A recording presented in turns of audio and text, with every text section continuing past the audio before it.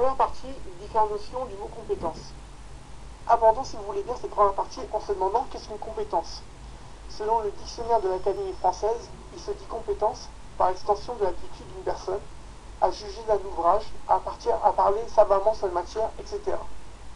Comme je l'ai indiqué en introduction, nous allons parler ici des compétences professionnelles et des compétences personnelles.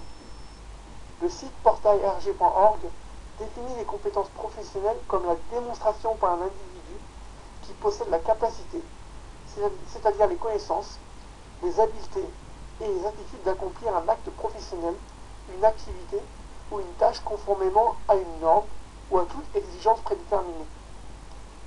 Les compétences personnelles, d'autre part, sont les habiletés génériques qu'un individu doit démontrer et attitudes qu'il doit manifester dans l'exercice de son emploi, de son métier ou de sa profession.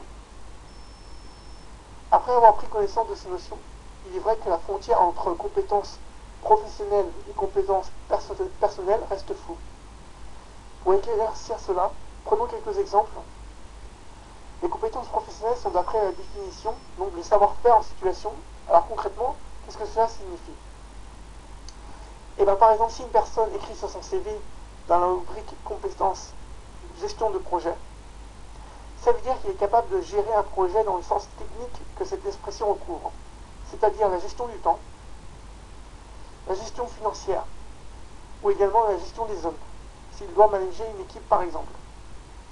Concernant les compétences personnelles, concrètement, il s'agit du savoir-faire en situation, mais sur des questions qui ont surtout un rapport avec l'individu.